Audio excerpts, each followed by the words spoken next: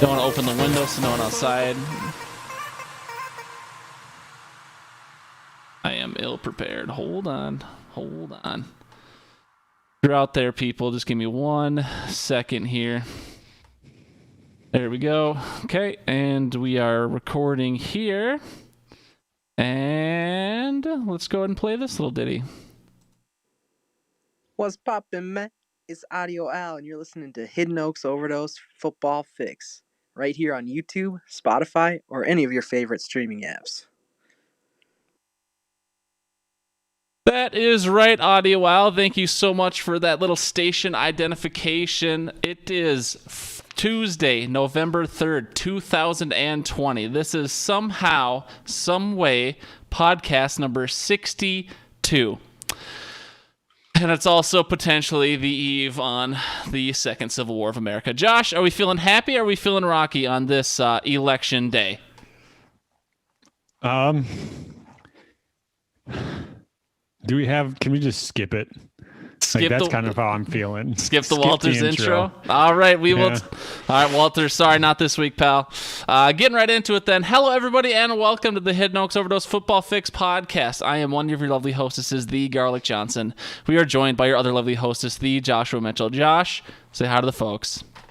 Hi, folks. And that was not a diss on Walters. I do appreciate his little intro for us. It's just, We're all about to die to the Civil War that's about to begin, and we just need to get this over with so we can spend time with our loved ones.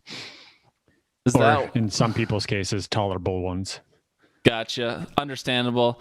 hiddenoaksoverdose@gmail.com, facebook.com/hoodpod, anchor.fm/hoodpod, which has been popping today.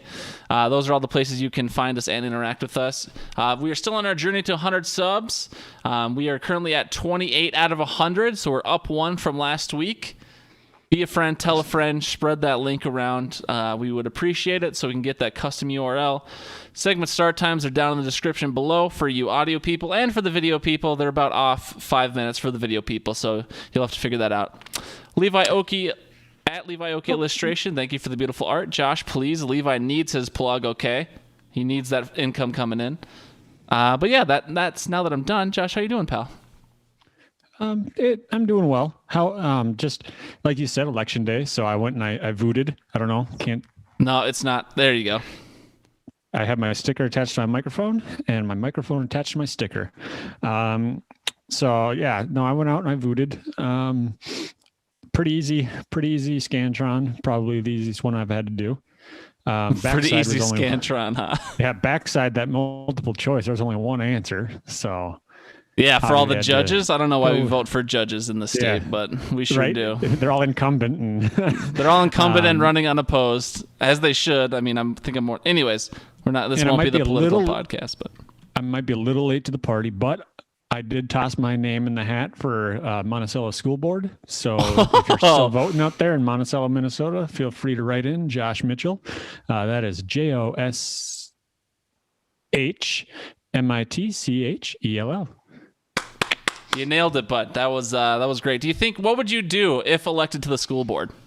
Well, I told Nikita as we were walking out that I wrote myself in, and she's like, what if everybody skips it and you somehow get voted in? I said, first off, she didn't say it like that, but she said, what would you do if you got it? And I just laughed. I said, first off, I'd get 1 vote. So they would not expect much from me. Second off, I would just say, coronavirus, get out and put the kids back in school. Just like, do you think it works like that? Would it be that easy? Has anyone tried? I don't know that anyone's tried that specific strategy. I can't say. Or put no COVID signs allowed. One of those, do not enter signs on the doors. Can't enter then. Perfect. Just like the no firearms allowed in these premises in front of schools. Those are very effective already. So you just put the no coronavirus signs and you'll be all set. I think you'll be a great school board member, Josh. You have my vote. Thank you. So at least 2. How are you, Gar? Oh, Josh, thank you for asking. I am doing great, actually. No, that's not true. Anyone who is at least semi-close to me knows I have been dreading this day. Because no matter who wins tonight, red, blue, purple, green, whatever, it's going to be an ugly next couple weeks. And I am not looking forward to it in the slightest. It is a very divided country, whether you like the person dividing us or not. So I am dreading this evening and the following probably 2 weeks, if not much longer. So you think it's going to be decided tonight? No, it won't be. I mean, there will be certainly a leader tonight. Like the news networks, the 24-hour news networks thrive off tonight. This is their Super Bowl, essentially. So, I mean, they're going to make a bunch of projections, and I think we all know it's going to project one way early, and then it might go back the other way later, unless there's a landslide victory on either side. So there will certainly be a projected leader tonight. I don't think it'll be decided tonight, but... The simulations that I saw on some site, they ran a simulation, and like you said, I don't want to get too deep into this being a politics podcast, but they're like, yeah, we ran the simulations and Joe Biden won 10 times more often than Trump, but 10% chance for Trump to actually win this election. And I was just like, what? I mean, you're calling people. And so who is going to answer that question? Like, I don't know about you, but whenever I get political phone calls, I just ignore it. So you're not getting a very high return there. So they probably called 20 total people. Yeah, I don't know. You'd have to ask them what their N was, what their population was, their sample size was. But yeah, so that's just I just find it funny because we went through the same thing 4 years ago, and I agree with you. Whoever ends up in office, good for them. They are my president. I'm not going to start a hashtag about it, and you know they've got a tough road ahead of them. And if it's Trump, I'm sorry, and if it's Biden, I'm sorry. I didn't do it because we were on the wall. This will be the last thing we mention, then we'll move on because people are not interested in the politics podcast. But last week, if Walters wasn't here, I was probably going to go on at least like a 30-second, like maybe 60-second spiel. Just said this platform is pretty small and probably our audience is probably divided right about down the middle. But please don't vote for Trump. Do whatever else. Vote for Kanye if you have to, but please don't vote for Trump. So everyone else has already voted by the time they listen to this, but that's how I feel about it. Yeah, so that's how I feel, and I didn't get that message out there, but for our 28 subscribers, I don't think I would have had a huge impact. But that's how I feel, Josh. Glad we'll both be able to get through this together, and that'll be the last time we mention it tonight. We are doing midterms. We've got a nice little extra bit for you tonight. We're going to go some standings, but Josh, before we do all that, we've got to do the Fan Tasty Zone as we always do. Do you have any sponsors tonight for the Fan Tasty Zone? Well, I went out and I got some peanut butter cookies, and before I even sat down on my chair, I'd eaten them, so they were tasty. I was a fan, and so instead I'm just ingesting liquid apple. Liquid apple, is that Crown Apple? No, we're poor, so we had to go with the Captain Morgan apple. It was $4 cheaper and on sale, so... Okay, so there's the Captain Morgan. What was the other one? Sailor Jack or whatever that T was talking about? Sailor Jerry, something like that. I forget. But. Something like, and that's probably T's like long lost cut making it under the overpass. Right. And for what it's worth, speaking of, maybe T can let us know in the chat. We got Walters, Levi / Carmel Bear, and T in the chat. So they're blowing it up. He said Sailor Jerry. There we go. T came through. So shout out to you three boys in the chat right now. Appreciate you. But anyways, the Fan Tasty Zone. And we always start the Fan Tasty Zone out with Brian, the man who carries this segment. And we're very appreciative of you, Brian Knupp. And Josh, as you can read my sponsors. I got Arizona Tea, and I got some grips, some classics. Brad would be proud of me. I got some Cheez-It grips. So I got those going for me. Anyways, we got an email from Brian. And Josh, as you read Brian's emails, do you ever feel like you can see when he's like maybe in a mood a little bit? Like obviously Brian can be critical of us. We are appreciative of his honest reviews. But do you ever get a feel that sometimes Brian either doesn't really like our podcast or maybe he's just in a bad mood himself, which reflects the email? I guess, how do you feel about that? I feel like, he had a roller coaster of emotions going on in this email. This is a long one. I think that part of it was drawn from our guest. Right. Very unpopular with our fans for some reason. Yeah, very, very unpopular. It's almost as if he didn't know what he was doing at times. So yeah, he starts off his email. I can read it right now since I have it pulled up. Sure, hold on. Let me go ahead and what I said. Sure, let me. You've got mail. Go ahead. Guys, this was a roller coaster of a show. Some really good points and some not so much. Let me start by saying I am all for having a guest on the Hoodcast. However, half the time he sounded like he was in the basement of a bingo hall. And for a guest to say, sorry, I didn't listen to a word Josh said is complete disrespect to the lovely hostesses of the show. On the plus side, I like Walters' first go-round of the 2-minute drill. The second go-round, well, not so much. Then he throws out some bit he does for some inferior podcast about picking guys that are long shots for the week. Here's a clue. They should not be on a bye. I will bet this Chase Edmond guy scores 0 this week. Using fancy initials and not saying who people play for is very frustrating for guys like me. CVH, JT, etc. Giving me tips only helps if I know who the hell the guy is, what position he plays, and the team he or she is on. This show is where I get 94% of my football information. Really, it's only a slight exaggeration, so don't be PA cute. Tell me the guy, what he plays and what team. Thank you. Next, nobody had Tyler Lockett because he wasn't eligible for our FanDuel. Not true. There's nothing, and I mean nothing, more boring than dissecting past and future fantasy games. So little Susie plays Cecilia in the Chick Bowl this week. Yawn. It has taken the Hoodcast 2 years to get away from that and become a more entertainment-based podcast. Don't let a guest backslide you. On to a good laugh I had. Gar does a 2-minute diatribe on how the winning team should have been able to pick Baby Hammer name, and since they would not agree to that, they are hexed this year. Let's see. Jamie won the regular season. Hammer was the champ. So in essence, the winners did pick Baby Hammer's name. Gar, an F-free show. And I wish I could get the level of excitement, so I'm going to do it. Oh no! Should I crank you down here? No, I'll mute myself. Okay. You make me so proud. I forgot that half of the listeners are listening audio only, so they did not hear my excitement. Right. Or see it. It was a great animation. Yes. Great contributions on the Fave Five QBs from all the Hood Pod regulars. I would have liked to see you spend less time on breaking down Victoria's Secret matchups and more time talking about the submittals. I thought it was cool that Teddy made most of the lists and Josh and I agreed on Stafford. Overall, solid contributions. Scroll down. Love the Grum. Brian, 64% of something is better than 98% of nothing. Does that include murder? I guess I don't know. That's a good question. So Brian got pissy at us last time. He left a reference at the bottom of his email, and then he didn't leave one the last week. So Josh, I assume that's from a movie, a TV show, maybe a book, maybe a famous sports player or news anchor. 64% of nothing is better than 98%, or 64% of something is better than 98% of nothing. Do you know what that's from so Brian doesn't get pissy, or do you think this will be an old reference that we're too young to get? I want to say I've heard it, but I didn't hear those exact numbers. And it was Ron Swanson who said it's better to half-ass one, or better no, to, easy, Josh. You respect Ron Swanson. Fucking get this right. I can't get it right. I don't know it off the top of my head right now. But it's better to whole ass. It's better to whole ass one thing than to half ass two things. Yeah, there we go. And I feel like it's one of those things that makes its rounds. Right. So, Brian, if that's a specific reference, we don't know it, but we appreciate the sentiment of it.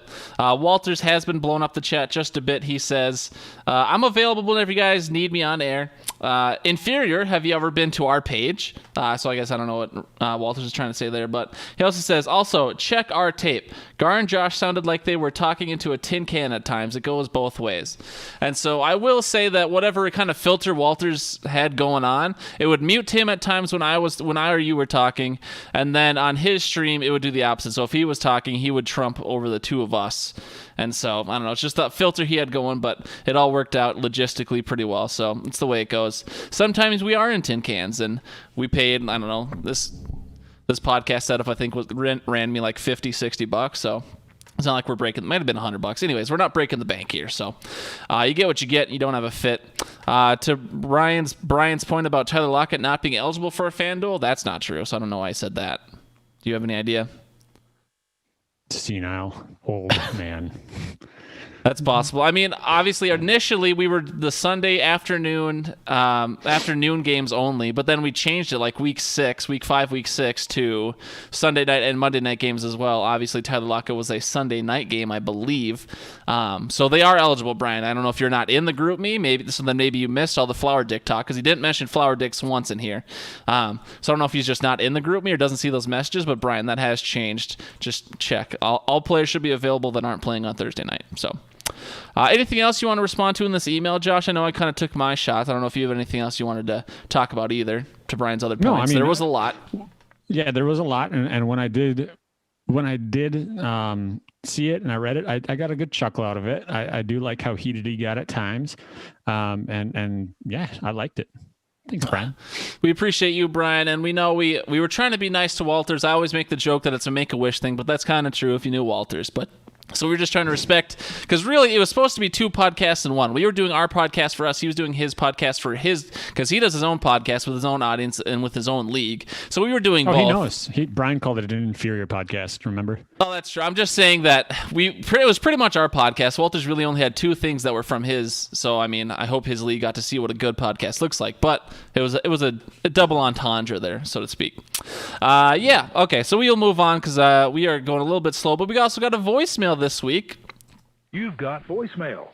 From T, specifically for for this segment. So let me go ahead and scroll to the right one. Here we go. All right. For Fave Five action movies, I only have one. It's the Den This of is Thieves. Fave Five I don't action care movies. what you guys say, but it's my only movie I'm going to put on there. Other news. What I'm going to ask. Josh, are the Packers in trouble when it comes to Thursday? Running backs are looking a little scarce at the moment. Obviously, there's still concerns with COVID stuff. Aaron Jones might not be coming back to play Thursday. They have a bunch of no-names looking up to try to, play Thursday as far as running backs. Just your thoughts on what you think on that. And then Niners are also hurting, so I guess good luck with that, and I'll appreciate the feedback. So I don't know if T was recording that in a wind tunnel on a phone from 1983, but that's what we got. T, appreciate you reaching out. Josh, your response? I guess they're in. I would say that yes, they're in trouble. They'll probably adapt as best they can. I did write an email to Green Bay saying I'm willing to suit up as a decoy. Just to get 11 bodies on the field if they need me. I'm not sure I'm going to get a reply in time, but the Dexter Williams, that is the guy. And then Tyler Irvin. There you go. That's going to be, he's more of a wide receiver hybrid, a little shifty guy. He's the one that always goes in motion and stuff. Those 2 are going to have to take a lot of it because I don't think they're going to rush Aaron Jones back just because they don't want to risk furthering that injury, especially since he's in a contract year. And so we might get Alan Lazard back, which would be helpful at times. Give another option since we failed to do anything at the trade deadline. No salt there. And so, yeah, overall, I'm only a little nervous. I've got the bleach poured, but I'm not drinking it right now. Gotcha. Little chat update, because again, it is blowing up tonight. So one Mr. Levi Oki Caramel Bear called for a Brian versus Walters cage match. T says he will cover the pay-per-view sales. That will be 3 easy payments of $99.95. Levi says I have $6, take it or leave it. Walter says payments for the cage match can be made on Venmo at Mr. Jalter. So just a little update. Best Brian and Walters are fighting in a cage match, and I'm excited for that. Who do you think would win? Brian, hands down. I'm sorry, Walters, but Brian, hands down. Both hands tied behind his back and a leg chopped off. You lose. Gotcha. So Walters left me 2 voicemails, and so every once in a while, me or someone I know will leave a voicemail for him, and he didn't mark them at all. So I don't know if these are both Fave Five. If one of these is for the Fantasy Zone here, I asked him in chat. He hasn't responded, so maybe I'll just start one and see how it goes. I don't know how loud this will be. Hey Gar, hey Josh, what up? It's your boy Walters. Fave Five. Okay, no. What up, Gar? What up, Josh? This is your boy Walters coming in at the last minute with your Fave 5 list. Okay, apparently submitted 2. I don't know what you're doing here, Walters, but I guess I'll figure it out later. They're both are Fave Five. There we go. Just said in chat. Okay, so that's all the Fantasy Zone, I think. Yeah, so that'll be it for now. All right, Josh, 2-minute drill. Sorry, we are moving a little slow today, but it's the way she goes. Got a lot of fan interaction. We're here to celebrate that. So, Josh, 2-minute drill. Are you ready? I know you don't really enjoy the segment maybe as much as you could just yet, but how you feeling about today? Well, as you can see in the notes, I am ready. Okay. All right, well, before we get that going, all right, so I'll go first here. Remember, it's whistle, song, whistle, whistle, song, whistle. It's whistle, song, whistle, whistle, song, whistle. And Whistle, song, whistle, whistle, song, whistle. Whistle, song, whistle, whistle, song, whistle. A lot of pressure. And here we go. All right, Josh, you are first this week. Let's get it. Gotta wait for the audio file to load. Are you ready? No. Are you actually not ready? I'm not. You're going first this week. Should I start the? Because I haven't started the audio yet. I thought you had already started Well, it. And you were I just paused. asking me if I was already. I paused it because I didn't want to start it until you were ready. I'm not trying to ruin your bit, but I was not informed. No, it's fine. No, it's fine. I didn't inform you. It's my fault. I'll actually try and do a real one here. Let's go. Start it up. I'm ready. I'm talking.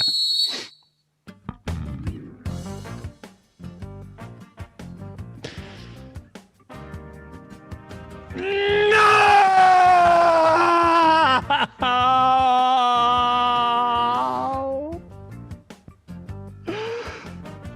No!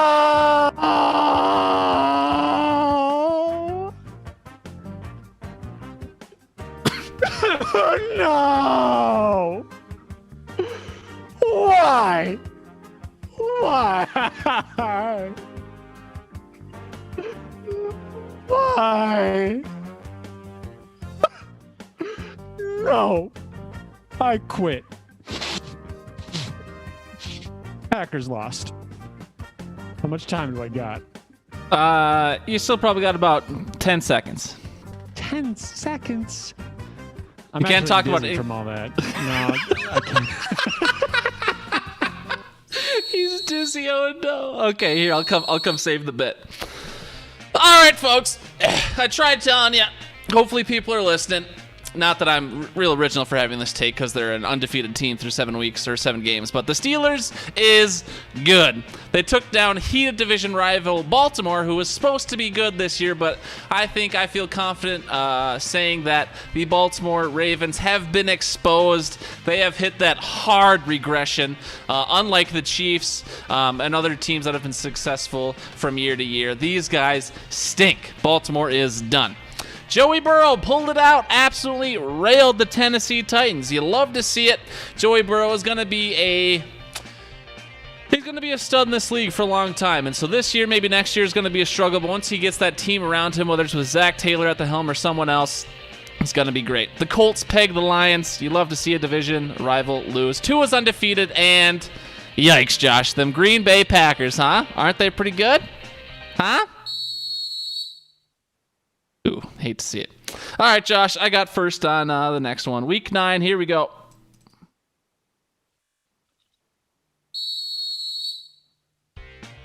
So, Josh, is AJ Dillon trying to get the game postponed on Thursday just so he can save Green Bay's sorry asses? I know they are reeling from that loss to a 1-5 team, 4th into the division team. I don't know if I mentioned that last time, but is A.J. Dillon trying to sabotage this whole Thursday night thing? The Thursday night game already ruined Aaron Rodgers' Tuesday on the Pat McAfee show. What else can be taken from me? Thursday night football? Just get your players in line. Tell Gerby to, get it under control.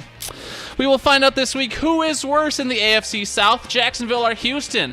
Both teams only have 1 win and they play each other, so someone has to get a second one unless they tie.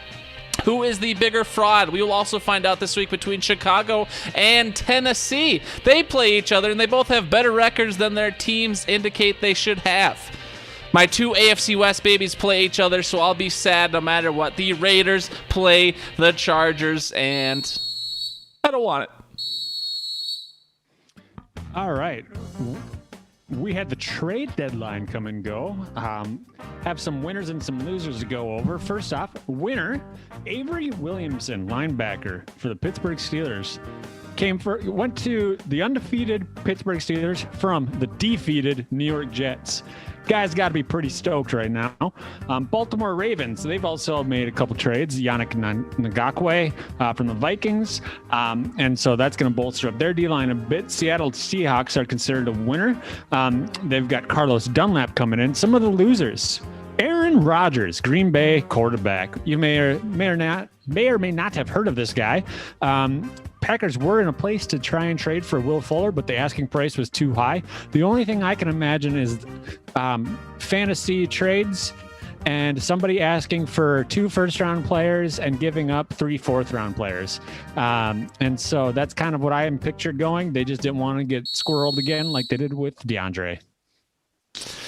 Yeah, that's probably true. B.O.B. is out of there. There's no more stoogery at the helm making terrible decisions. All right, Josh, let's keep it rolling. What's it time for? Fantasy fun time. It was a race car. Oh, that was a very good race car, Josh. Very good. Good job. Mr. Race Car, tell us about your grain of salt. Honestly, I'm a little bitter. Oh, a little bitter, not even salty this week, but bitter. Well, I guess I should have gone with the opposite. I'm a little sweet this week. Ooh. I mean, if you listened to me last week, you're probably doing pretty good because I had the perfect 6-0. No big deal. Sitting at 39 wins over my 6 leagues and 9 losses. So 81.25% win. Going down to the intellectual property of Joshua Allen Bunker Incorporated, I am sitting at 66%. So some of my wins, definitely lucky. But hey, a win's a win. Make it to the playoffs. Bitch. You're up, Gar. What was that? Jesus. Okay, I went 1-4 last week. My worst fantasy week of the year so far. I thought I was going to go 0-5, but I played the lowest scoring team in the one league that I won. So shout out to the Too Many Johnsons One Girly League for that. After going 1-4, I am 21-19 raw through the regular season. So again, just right at 500, like I say every week. Going down to the intellectual property of Joshua Allen Bunker Incorporated, I am now negative overall through all my leagues. I am 219 and 237. So that's a winning percentage of just 48.03. And Josh, I don't think you do the same thing, but I do little colored status bars here of where my team's at based on their overall record against everyone each week. And 2 of them are red, 2 of them are orange, and only 1 is green. And I don't even think it should be green because I just lost my 2 starting running backs, but I'm 56 and 32 in that league. So I just marked it green because I feel like the numbers tell me I have to. But this season sucks, dude. I've said it every week, but I hate myself. So it's a unique year in the sense like a lot of guys are getting injured. A lot of guys are like performing different. Like Zeke, I think we had chatted a little bit about him the other day.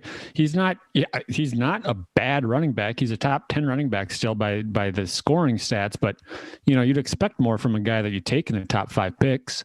And Dak going down probably has a lot to do with it. But then even, guys like CMC and Chubb and I guess Derrick Henry's been doing well, but who was another one I can't even think of? Kenyon Drake. He was a first-round running back in a lot of people's eyes. CEH with the Bell coming in. Josh, who was CEH? Clyde Edwards-Helaire. Position? He's a running back for Kansas City. Very good. I forgot to say He's earlier. African-American descent. Every time we mentioned a player, I forgot to mention this bit earlier. You just went through a bunch of players. But for the rest of the pod, just for Brian, we should say their full name, or if we know it, their position and their team, just to please Brian. So if you could do that for the remainder. Yeah, no, absolutely. Anything for Brian. But yeah, so a lot of just wonky things, and it's not that preseason doesn't play into it, but you get COVID and the Titans having a game delayed, the Steelers having games delayed because of it. It's definitely a unique season. So unless I win, there should be an asterisk next to whichever champion takes the cup. Makes sense to me. And so, yeah, that's it is a weird year, like Josh said. All right, looking at the best values in the FanDuel podcast play along challenge from last week, we've got one Mr. Talvin Cook. He scored 47.6 points. He was the number one scorer. We also had one Mr. Patch Reich, my homies, quarterback for Kansas City.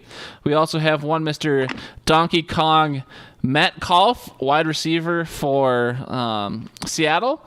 Russell Wilson scored 28.74 points. He is a quarterback for Seattle. And then Davante Adams scored 26.8 points, and he is a wide receiver for the Green Bay.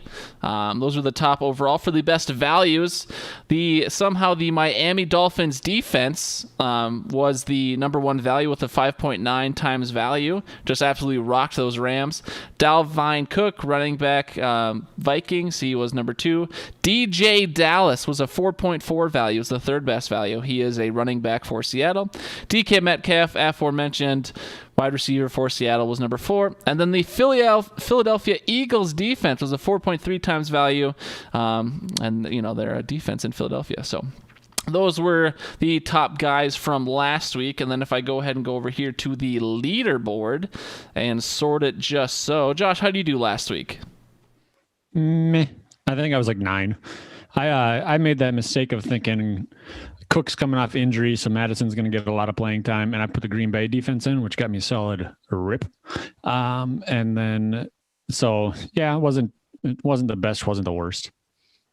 So looking at this total scores leaderboard, then the frauds, Brian and Jacob, are in first and second, but the real first place is one Mrs. Nikita Mitchell, wife for the, I don't know, I can't do it.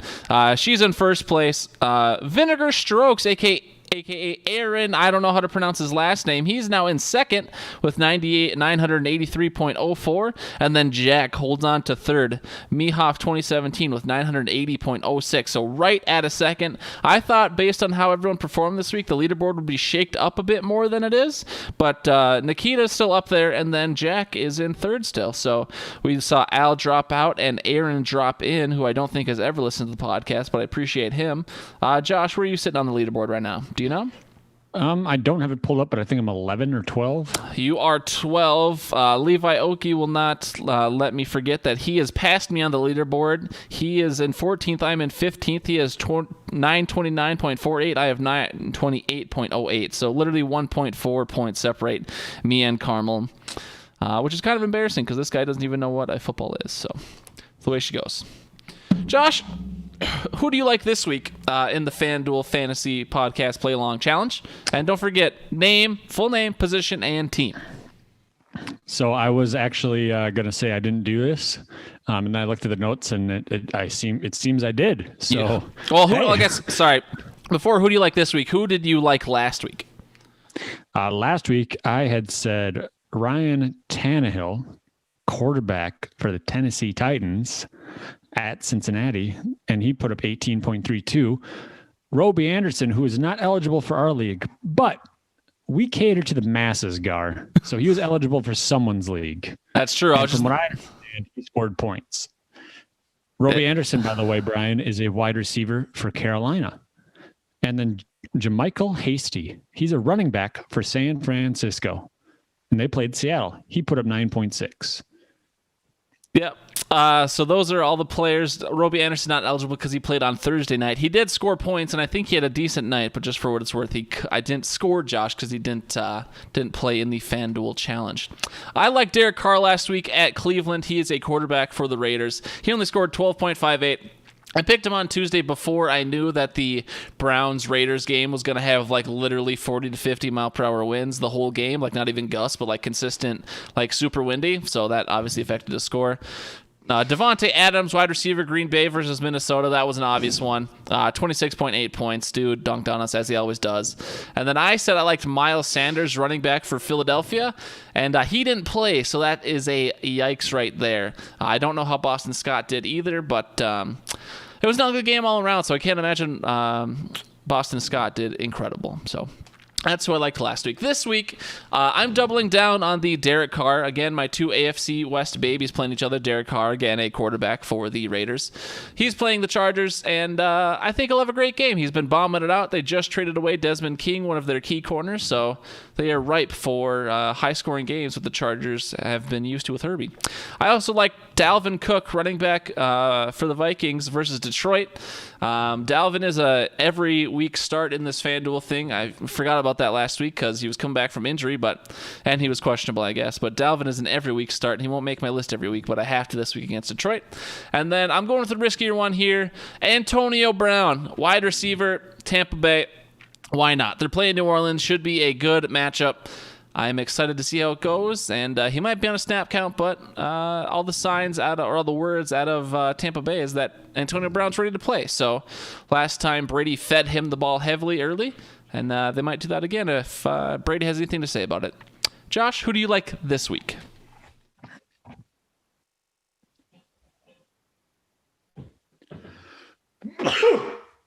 That's COVID right there. You better wash your hands. I apologize.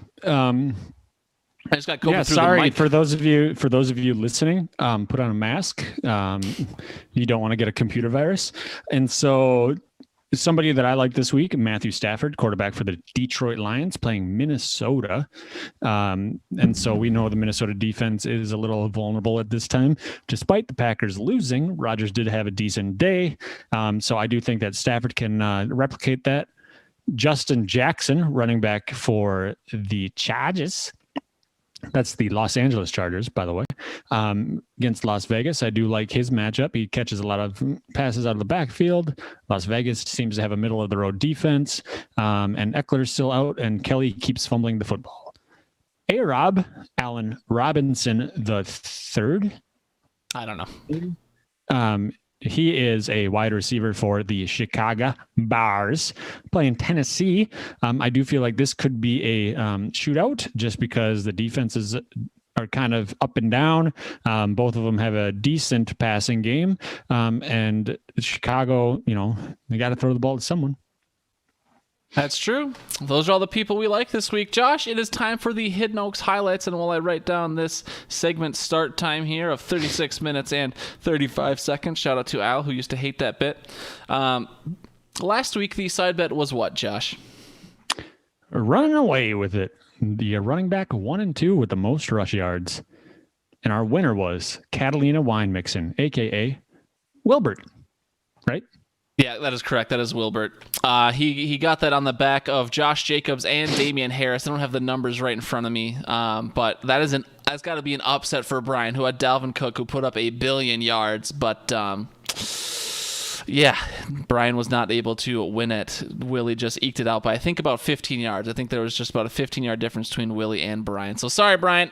Unless there's a stat correction. I took the stats just this morning, I took them Monday morning, so there could have been a stat correction, but I'm pretty sure Willie won. So sorry, pal. Sucks to suck. Side bet this week is Hero 2-0, and this will be the biggest negative point differential from last week. So whatever you scored in your matchup last week, whatever you score this week, that'll be your differential, and then the biggest negative will win the side bet. So Josh, I'd like to think this would be prime position for me to win my first ever side bet, but I did so piss poor last week, there's almost no chance, unless I don't field the team, that I have the biggest negative differential. When am I ever going to win one of these damn things? I would think that the real winning is the friends you make along the way. You people are not my friends. I think I've made that very clear.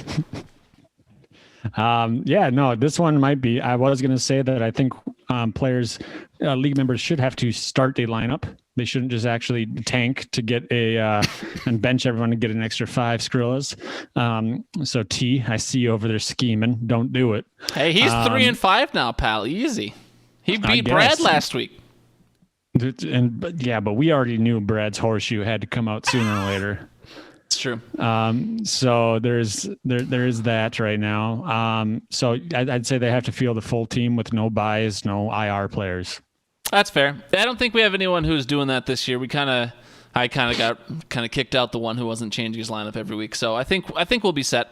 I don't think anyone would tank for $5 because the guy. Well, I guess the only person I think that would do it is Jesse. He's 2-6, but I don't think Jesse will even listen to this podcast to know he has the opportunity to not field a lineup and potentially get $5. And even if you do, Jess, we won't give it to you. So, yeah, That's true.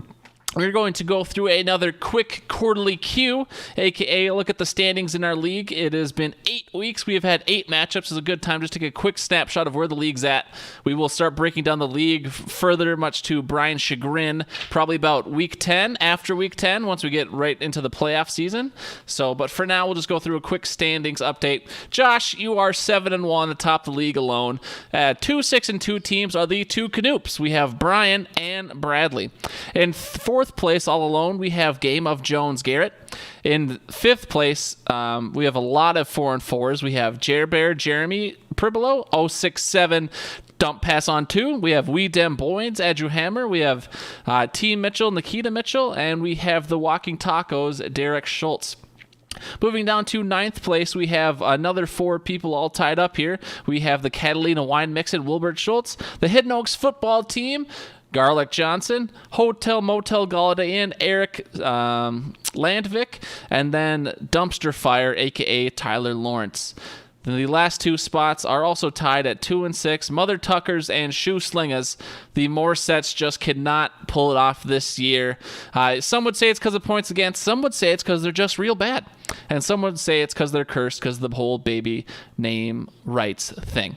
Most points for, we have Josh. Shocking that he is on top of the league and has the most points for. Least points for is T. He has 817 points to Josh's 1,134. Quite a gap there. Middle of the road, we have, looks like Willie and Jamie, who are about the 920 range. But those are all the ranges for points for. Points against, we have the most points against, is me. So that's all you're going to hear me cry about for the rest of the year. I have over 1,032 points against. The least points against is Bradley, who still has the horseshoe, 768.92 points against. So Bradley must be nice, although you got dumped on by T last week.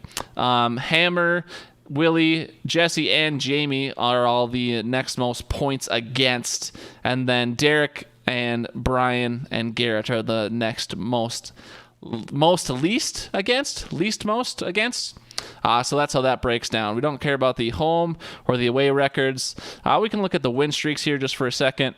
On the biggest win streak, we have... Oh, no, I can't scroll. I lost my ability to scroll. Jeremy's on a 3-win streak. There we go. Jeremy, Josh, you're on a 2. 4-loss streak is Eric. Eric's been struggling. I'm on a 3-loss streak along with Wilbert. Even though he won but Wilbert's pocketing some money here. What do we got for moves, Josh? What's the moves leaderboard looking like? Do you have that? No, I don't. I'm looking at the live presidential results. It's only not even 6 o'clock. Those not be coming in very quick. All right, so then most moves is the Bear Jeremy. He has made 19 moves. Bradley and I have made 18. 17 moves are from Derek and Eric. Least amount of moves is Jamie. That's probably why she's on the bottom of the league. She only made 4 moves.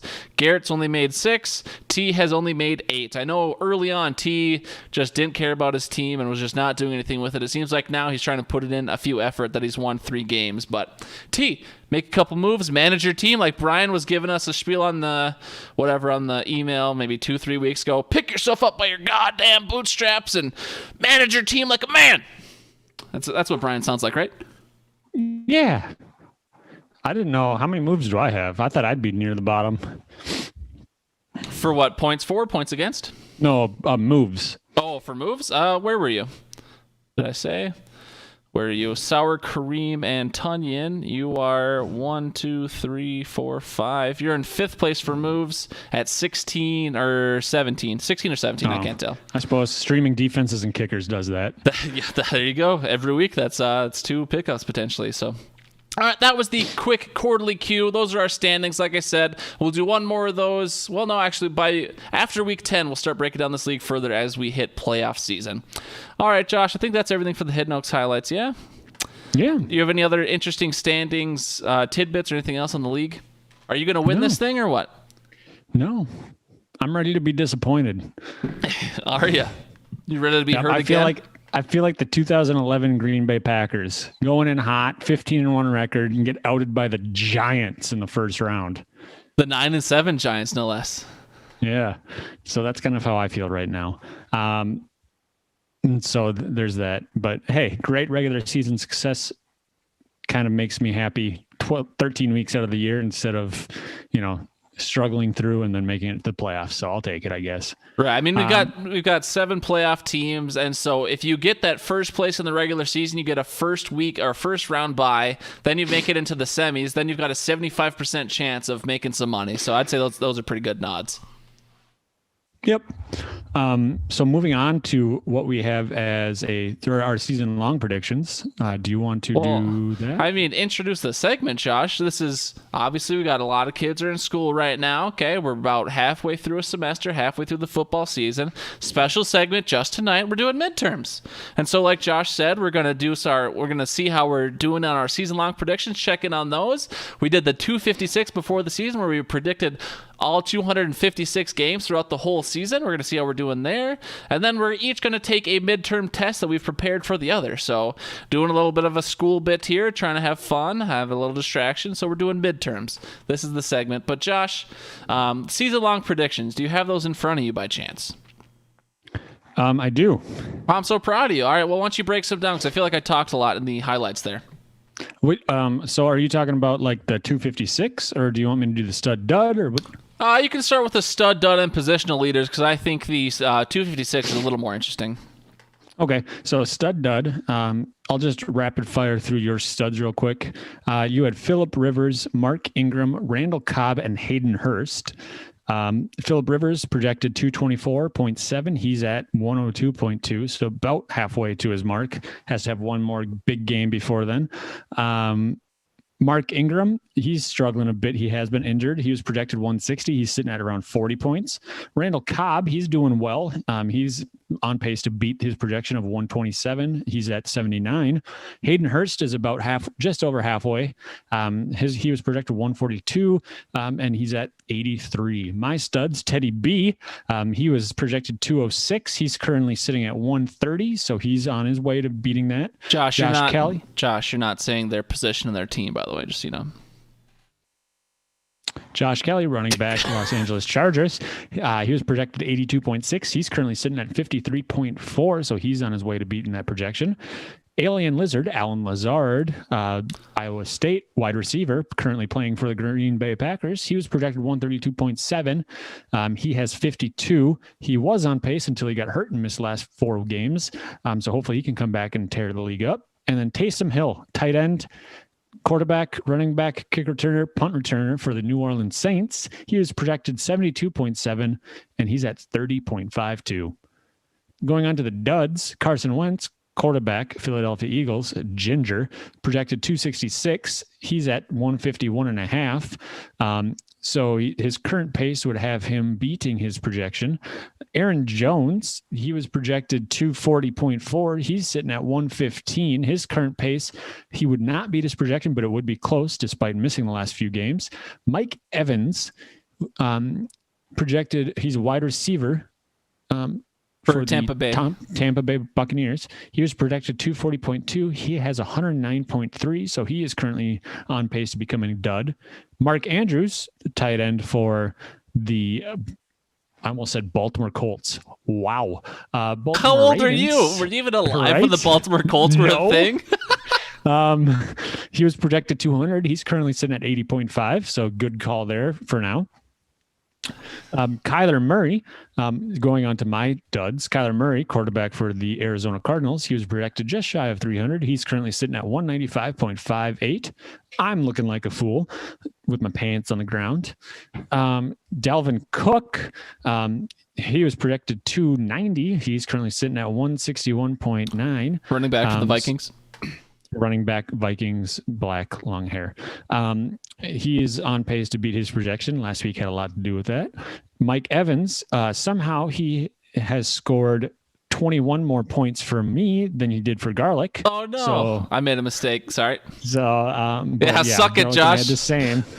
And then Darren Waller, who he was projected 188.4. He currently has 98, so he's on pace to beat it. So my duds are tight all end wrong. for the Raiders. Yeah. Yeah, data entry is a hard job, Josh, okay? I really struggle with something like this. I live in Excel and the number pad every day, but I just can't do it, okay? Sorry. But yeah, we also predicted our positional leaders, aka who would be the best in our fantasy league. Josh, you had Drew Brees being the QB1. He is currently QB16 and still behind Dak, who has not played for a couple of weeks. Drew Brees is a quarterback for the Saints, by the way. Running back, Josh, you had Saquon Barkley, running back for the New York Giants. Obviously, he tore his ACL week 1, week 2. He is currently running back 90, and he will not be RB1. Josh predicted Julio Jones, wide receiver for Atlanta, to be wide receiver 1. He's currently wide receiver 19. But with Calvin Ridley getting hurt, he definitely has a chance to rocket up there. And then Mark Andrews was Josh's predicted positional leader for tight ends. He's a tight end for Baltimore. He's currently tight end 7, so he's definitely got a chance there. For me, I predicted Dak Prescott to be QB1 on the year. He's currently QB15, obviously out for the year. He will not. But let's be clear, early, he was on pace to be QB1 by a mile. So until he broke his ankle in like 15 different pieces, Dak was looking like a good pick. I'm pretty sure his ankle fell off, and the only thing keeping it in his looking like it was connected to his body was a sock, because that thing, he could rotate it. Yeah. And I think I watched Virgil Green for the Chargers do the same thing a week later, and it was gross. Anyways, by the way, Dak Prescott's a quarterback for the Dallas Cowboys. Running back positional leader, I predicted Dalvin Cook. I did it last year, and he got banged up. This year, I'm doing it again. He's currently running back 2, only behind Alvin Kamara. Alvin Kamara is a running back for the Saints. Dalvin Cook is a running back for the Vikings. And so Dalvin's right there. I don't know if the Saints have had their bye yet or not. The Vikings have, and Dalvin missed a game, so Dalvin's got a shot. I also took Julio Jones, wide receiver Atlanta, for my wide receiver. He is still wide receiver 19. And then I took George Kittle, a.k.a. George Kitty. He is tight end 3, but he is out. Tight end for the San Francisco 49ers, so he will not be tight end 1. He's either done for the year or at least done for 3 weeks. I think they put him on IR, so 8 weeks is what they said. So that's pretty much the season, unfortunately. And they haven't had their bye yet, so I guess maybe he could play week 17, but I don't think he's going to put up 1,000 points in week 17, so I hate to see it. So Josh has a chance with Mark Andrews. We both have a chance with Julio Jones, and I have a chance with Dalvin. So about 50-50. Is there what else did I have pegged here? Oh, the 256, Josh. Go ahead and break this down for us. You've been doing some work, some analysis work. How's our 256 looking through the first 8 weeks of the NFL season? Well, since they had some schedule changes due to COVID, had to kind of alter how we usually do this walkthrough. So instead of doing how we are on a game-by-game basis to figure out that accuracy, I just did it kind of by plus or minuses on the win percentage. And so sitting at 0, zero differential between the actual wins and what we predicted. So meaning you're right on. Right on. Yep. Thank you. Yep. I'm at six teams that I projected right on, and you're at 7. So good for you there. As with a 1 game differential, plus or minus, I'm at 13. You're at 14.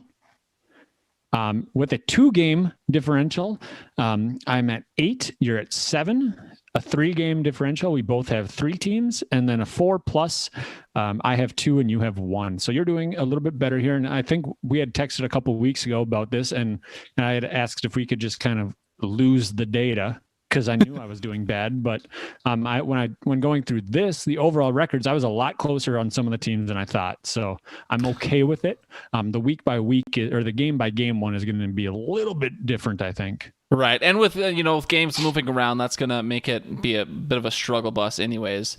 I guess I don't see where. I don't know if you took these notes separately, or I guess I don't see where these notes are. Who are the teams we're nailing? At least mention those. Like, who did we get on the nuts, and who are we failing at? Or do you not have that? I didn't do that, but I can look through mine. So Cincinnati and Cleveland, I have Green Bay, I have correct as well. The Chargers, I was right on. New York Jets, we were both right on. And then Tennessee, I had at 5-2 as well at this time. For you had Carolina, Indianapolis, Jacksonville, Minnesota, the Jets, Seattle, and Tampa Bay. So you did quite well in all those there. As far as like the shocking ones, the ones where we're both kind of off, or where we have the biggest differential from what actually happening. Chicago, I'm 2 games under what they're actually sitting at, and you were 5 games. You had them at 0-8 at this point. I don't like Chicago. Hey, no worries. And they're 5-3. I had them at 3-5. Another one, Dallas, I had it 6-2. You had them at 5-3. They're currently 2-6. Dak getting hurt has a lot to do with it, but then their defense playing blindfolded for 8 weeks now probably has a lot to do with that as well. And then Pittsburgh, we were both off on. I had them at 3-4. You had them at 4-3, and they're the only undefeated team left. So those are kind of the teams where we had the biggest kind of moments.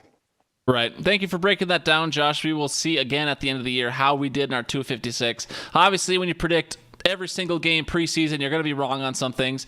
But when teams stay healthy and, things that you think will come true, it's kind of cool to see how right you can be by the end of the year. So appreciate you doing those numbers for us, Josh. Before we get too far, shout out again to the chat. T, going back to last second segment, he said, I will see you boys in the playoffs. So 3-5 T thinks he's making a push here.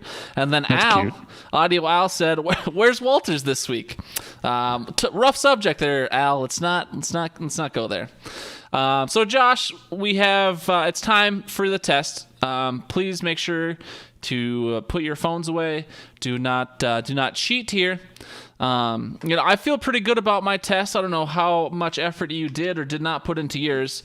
So would you do you feel great about your test, or would you be okay if I go second? So that means you take your test second. I told you I was going to do kind of a who am I? Yep.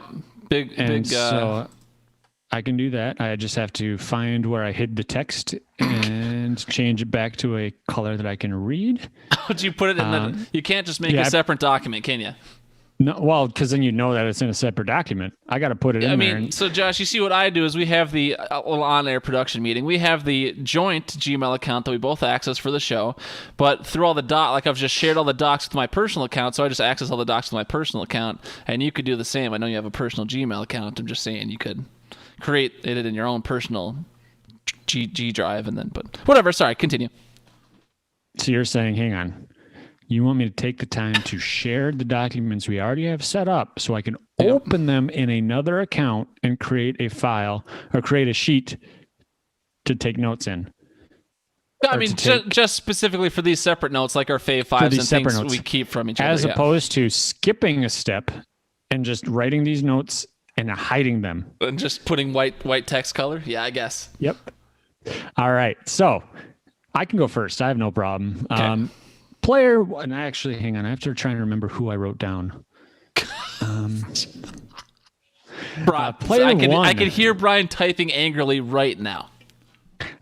Player one, I am a top 10 wide receiver on my new team when it comes to yards per game. And I'll give you a couple seconds. If you think you know it, you can go ahead and buzz in. Your name is your buzzer. So that's the clue I got right there? Or do you have clue one. That's clue one. I have 4 clues for everybody. Okay. Top 10 on their top 10 receiver. Got it. Top 10 receiver when it comes to yards per game. Okay. Clue number 2. My team's starting running back has disappointed fans that drafted him as a top 15 pick in fantasy this year. Okay. Clue number 3. I average almost 20 points per game for a Hidden Oaks member and like to think I'm the reason he's in the playoff race.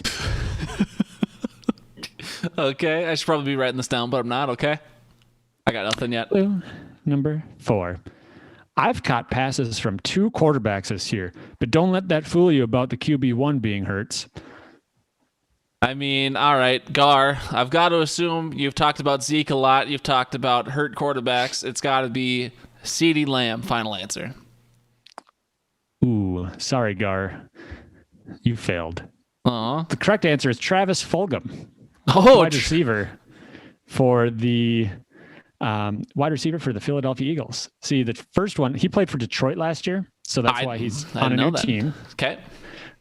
Starting running back, Miles Sanders, he's been hurt, and he was a top 15 pick.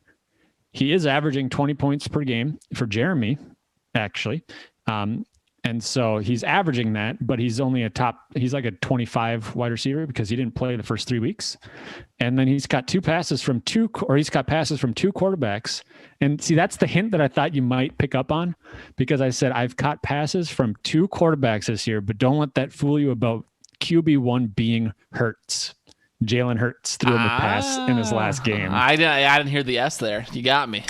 Yeah. So, yeah, I actually went through and I looked at the stat tracker to find Jalen Hurts had 1 pass, 1 completion. I was like, if it's Travis Fulgham, this is going to be gold. Sure enough, Travis Fulgham. All right, Josh, what do we got for question number 2 here on my midterm? Player number 2. My fantasy value is quite nice, seeing as I'm scoring more than 8 of the 11 guys drafted ahead of me in Hidden Oaks. So is this the guy? Is this the guy drafted 12? Is that what you're saying? No, I'll actually. Or is it 8 at their position? I'm confused. He's a quarterback. I'll give you that hint. Okay. And he's drafted. He scored more than 8 of the 11 quarterbacks drafted ahead of him. Okay, so it's a positional. Okay, gotcha. I understand now. Please continue. Sorry. Clue number 2. I've scored 15 or more points in all but 2 weeks so far. And for those weeks, I apologize. Okay, got nothing. Clue number 3. I try not to let injuries get me down, and I'm thankful to have a tight end that I love. Clue number 4. Getting receivers can be hard, but it's the thought that counts. One more time. The last clue. Finding receivers can be hard, but it's the thought that counts. All right, Gar. I feel like I'm getting baited here a little bit, but it sounds like Aaron Rodgers' final answer. It is. Yeah. Suck it. See,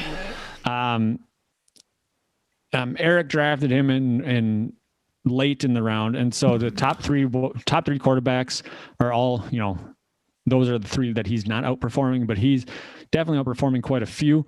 His 2 weeks that he didn't score 15 or more, that would be the Tampa Bay game and then his bye week. And then he has Robert Tonyan, who he just loves to throw the ball to because he can catch it. And I was trying to bait you with Brady, and I'm guessing that's the other guy you were thinking of. No, he didn't cross my mind, actually, honestly. Oh, really? I was thinking Rodgers the whole way through. Okay, so yeah, so you were kind of right on to it there, but Brady was another guy that kind of falls into this category for the first 3 clues, and then finding receivers can be hard, and that goes to the draft and then the trade deadline. Right. And so, but yeah, no, Rodgers was player number 2. All right, player number 3. This is the final one, right? Player number 3. Yep. And so this is a running back. This is the difference between a D and an F. Okay, go for it. Yep. COVID's real. Trust me. I've seen its impact. Okay. Clue number 2. My quarterback's hurt, my team's a dumpster fire, and my coach might get fired, but I'm not going to gossip. Okay. Clue number 3. I can't guarantee I'm going to score you touchdowns, but I can guarantee at least 10 points a week. Clue number 4. I'm really sorry if you drafted me because it just means you're not sure what you're doing. So this is a wide receiver that got COVID. No, running back. Oh, fuck. I was thinking wide receivers all the time. Okay, that's on me. I didn't listen. Running back that got COVID. The team's a dumpster fire. Sorry if you drafted me.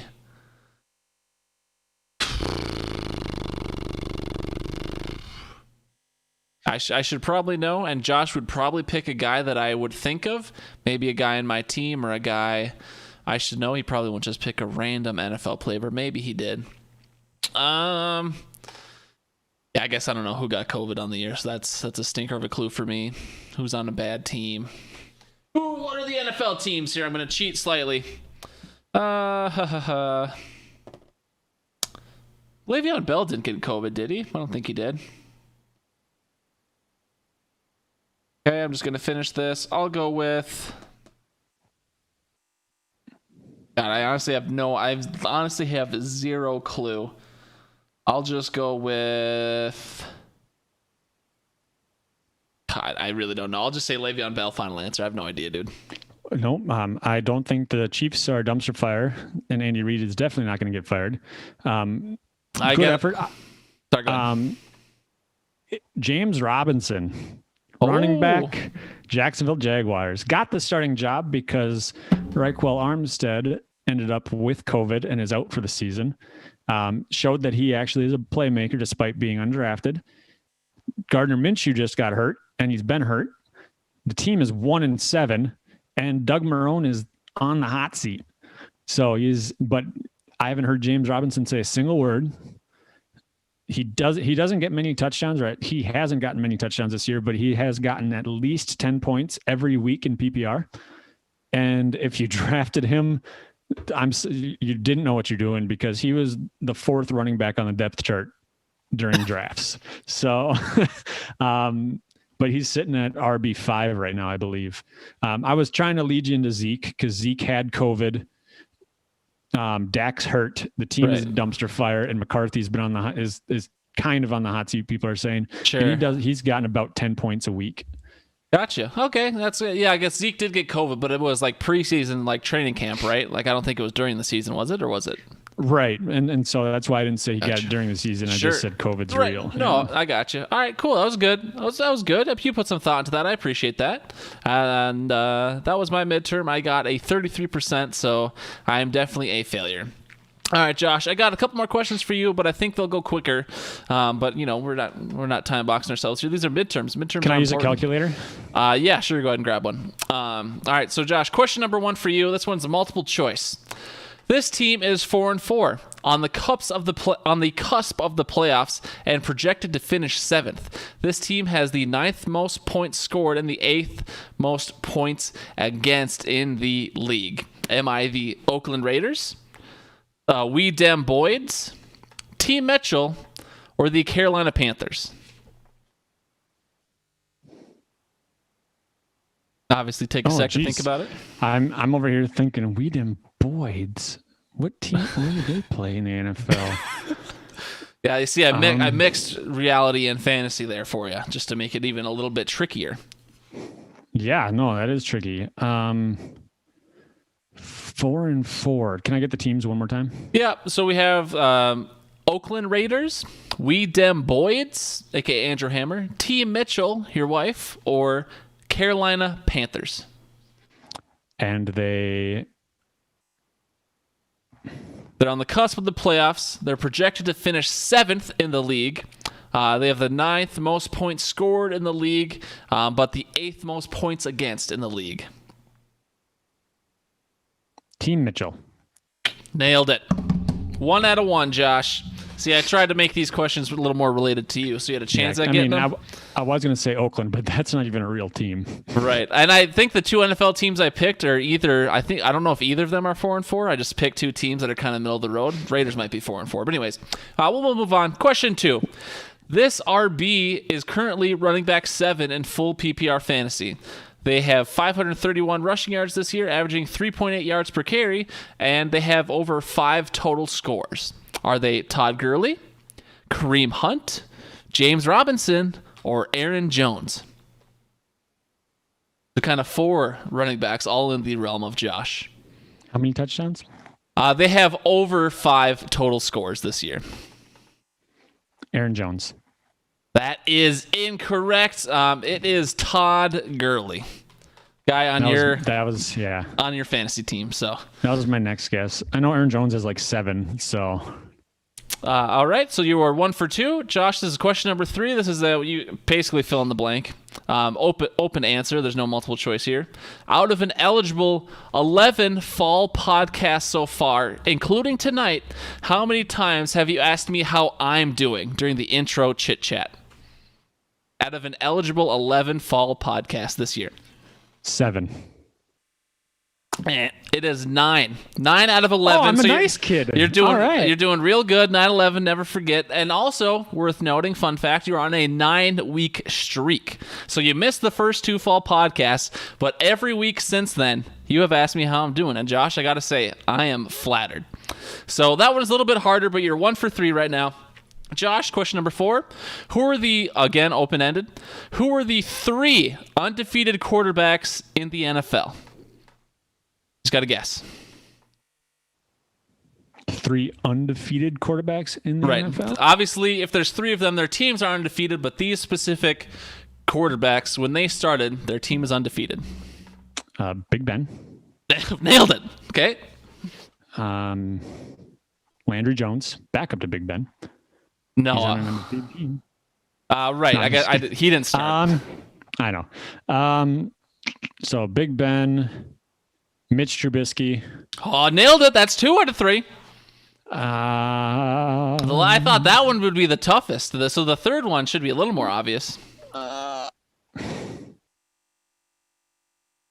Someone who has only started a small amount of games. Some would say who has started 1 game. Kyle Allen? Negative. It is Tua.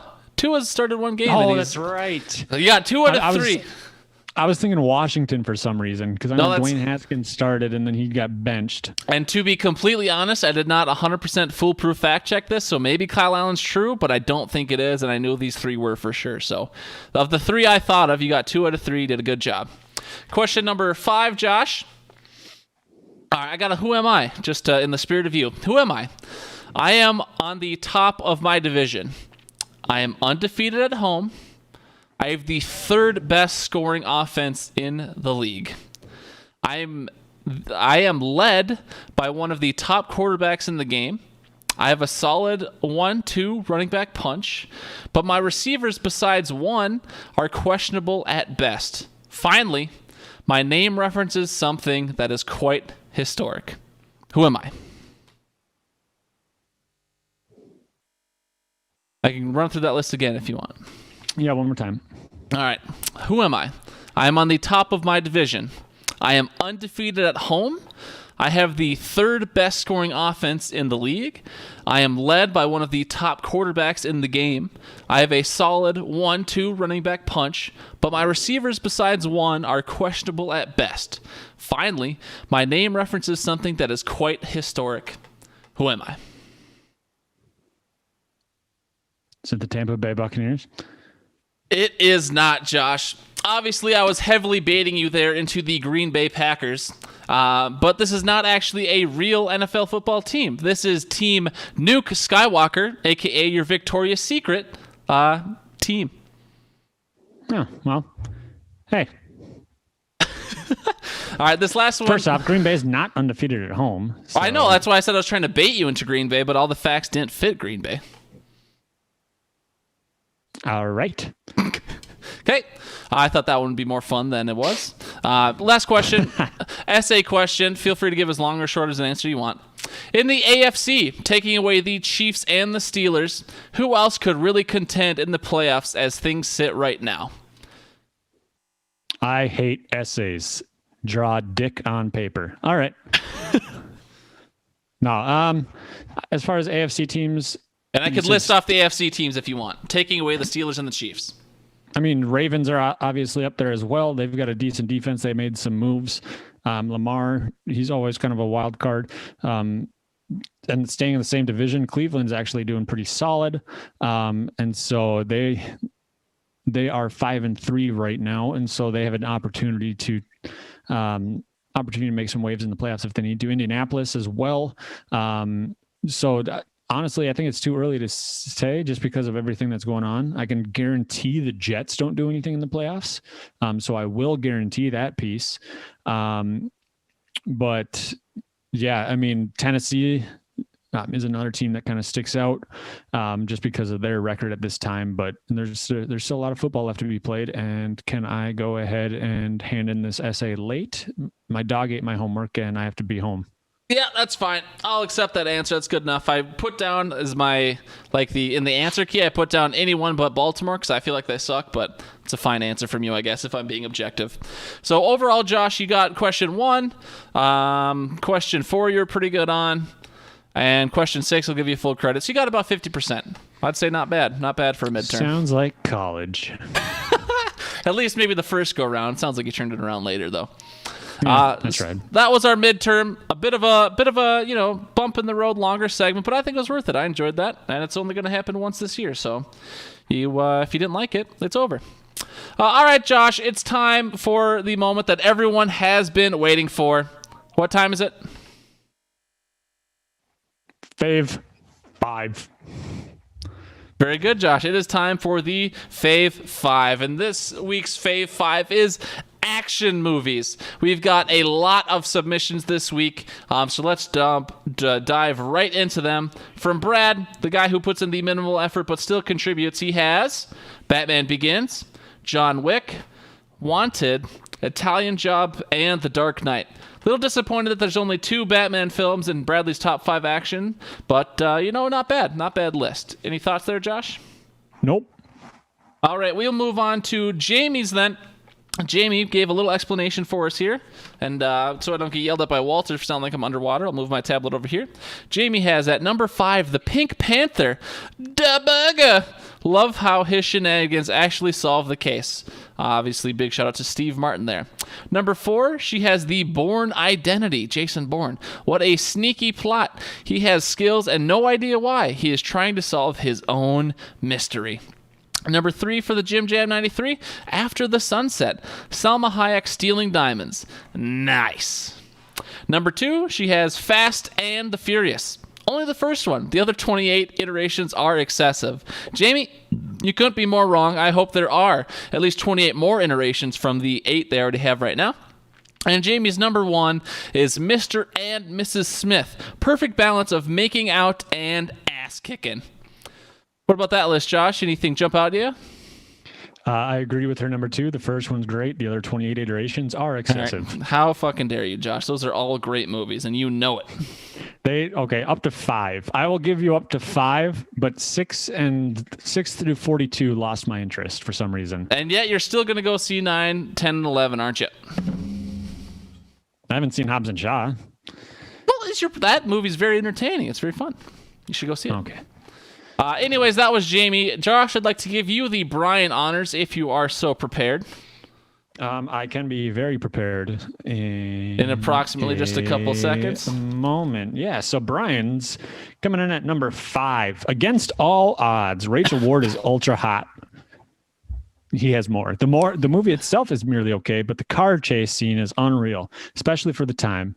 Made in 1984, but worth a rental on Netflix or Prime. Oh God, how old is this guy? He thinks you rent on Netflix. If you can find it. Again, Rachel Ward, worth the price of admission. Number 4, The French Connection. Another oldie, 1971. This one stands the test of time. Swept to the Oscars for picture, actor, director, etc. I think it won like 6 or 8 Oscars, so didn't necessarily sweep it. You youngsters would appreciate it, so look it up. Again, really great car chase. Die Hard. Any movie from 1971 can't be that great. Let's just say that. Die Hard, the original. Sequels were okay, but the original was by far and away the best. Number 2, Gladiator. Are you not entertained? Are you not entertained? Number 1, Saving Private Ryan. If you don't consider this an action movie, go rewatch the first 30 minutes again. It's gut-wrenching, and I think it's the movie which best depicts what war is like in World War II. So realistic, so powerful. So Saving Private Ryan. Josh, I don't think... Did any of these movies come out after the year 1990? Gladiator. What year did that come out? Do you know? Any chance? No, I don't. All right, but so that'd be the newest film, Saving Private Ryan. Obviously not too ancient, but great film there. Any other thoughts on this oldies list in front of you, Josh? Nope. Brian told us to give more thoughts on the weekly Fave 5 contributors, Josh, and you were not doing that so far. I thought he summed it up quite well. Okay. All right. Who do we got next here on my list? I've got Al. Audio Al submitted a day early and not while the podcast was going, so that's kind of a shocker. Let's see what Audio Al had to say, and I probably got to crank up the volume here, so I'll do that first so we don't miss his first couple seconds. And here we go. What's up, boys? It's Audio Al coming at you live with the top 5 action movies. This one is a tough one. There's just so many good movies. We'll go honorable mentions: John Wick 1 through 3, and probably number 4, honestly. Fast and Furious 1 through 30, or however many they're doing. Number 5, Never Back Down, that boxing movie. Number 4, The Interview with Seth Rogen, James Franco. Same but different. Number 3, we'll go with Team America: World Police. America, yeah. Number 2, 21 Jump Street. And then number 1, we'll go with The Dark Knight Rises. Obvious, dude, that's hands down. Catch you later. All right, Josh, thoughts on that list? I feel like if I put any thought into it, I'd have put more thought into my review than his actual list. Obviously, got to shout out the Fast and Furious movies and John Wick. Although I've never seen the movies, I hear they are fantastic. They are good. No, his list was pretty good. I'll give it to him. Al's always come in with movies and things that I just never would have expected from him. So really, always interesting. He's a little more of a fine wine, or he's a little more mysterious. Or I guess, what do you think it is about Al that he's so unexpected to you? Yeah, no, he's like a mysterious fine wine. He's like one of those cork pulls that you pull out of a hat and then you get drawn. Like you could get Kharkov, you could get Sailor Jerry's, you can get Crown Royal, and you're getting somewhere in the middle. All right. Well, Al, shout out to you for being a mysterious a cork pull. Our next submission is coming from first-time voicemailer and receiver of $2, Jeremy Prib-Ernau. And he wanted this little disclaimer on there. He says, got my Fave Five message on Anchor, need the $2. So, Jeremy, if you're in desperate need of $2, you should probably reevaluate your life. But may I add a disclaimer that I went traditional shoot-'em-up action, no adventure, sci-fi, fantasy, or comic book / superhero. Those are categories of their own. And so, Jeremy, let it be known that I personally had a similar inkling, and I appreciate your integrity. But anyways, let's see what Jer Bear had to say. Hey guys, this is your Hidden Oaks neighbor Jeremy coming to you with my Fave Five action films. So number 5, John Wick film series. This film series really brought back the traditional action film to the new generation. Number 4, Point Break. I mean, you have an ex-quarterback named Johnny Utah who becomes an FBI agent, befriends surfers that are bank robbers, and dress up as ex-presidents. I mean, can't go wrong there. Number 3, Lethal Weapon, probably the greatest buddy cop film series of all time, with quote like, "I'm too old for this shit." I mean, that resonates with me now more than ever. Number 2, Rambo film series. First Blood is the purest of all action films. I mean, you have a quote like, "Don't push it or I'll give you a war you won't believe." Greatest. And number 1, Die Hard film series. All I got to say there is yippee-ki-yay, MNFers. And a controversial statement, greatest Christmas movie ever. Josh, is Die Hard a Christmas movie? This is a heated debate. And Absolutely. It has been... Okay, all right. And why is that? Because it's a Christmas movie. What makes it a Christmas hat. movie? Oh, okay. Well, see, there you go. There's at least a reason there. So any thoughts on the rest of Jer Bear's list there? Obviously, he's not as old as Brian, but at least certainly are elder. So I mean, I like it. It was a good list. So a lot of respectable choices on there. I'm seeing a trend with the John Wick movies. So shout out there. Spoiler, John Wick didn't make my list, if anybody cares, if anyone wants to turn off the podcast now. But all right, bye. I also like how he was willing to say, "I'm too old for this shit," but he was unwilling to say, "Yippee-yay, motherfuckers." I don't understand what the difference is there, but Jeremy, words hurt. We appreciate your contribution. Who do I got next on my list here? We'll go Walters next, because Carmel Bear will say for last, because he has the most refined movie taste. He's actually he has an art degree. Obviously, you have to listen to that guy last. So, Walters, what do you got to say, pal?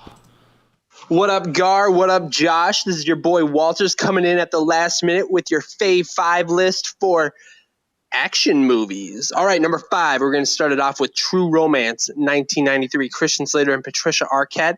Fantastic film. I haven't seen it in a little while, but I'm definitely going to check it out here again real soon.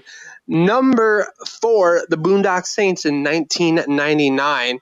I absolutely love this film. Willem Dafoe is genius in this film. Go see it. Number 3, in 2010, this movie was made. Inception. It's got to be one of my favorite Leo movies. Absolutely love it. Number 2, The Matrix, back in 1999. Absolutely love this film. And number 1, it has probably the best movie name ever, Saving Private Ryan, back in 1998. All right. Thanks, boys. Bye. Walters and Brian agree on the number 1 there. This cage match also is going to turn into a bro fest afterwards unless one of them dies in the cage. It's going to be a cage match of kissing. Who do you think would win that cage match? I'm still going to go with Brian. Both hands side behind back and one leg chopped off.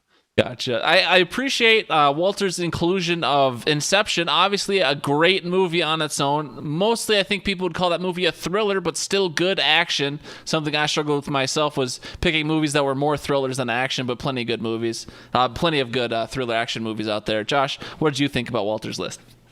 I liked it. I mean, I definitely like a lot of those movies on there. So, good list, Walters.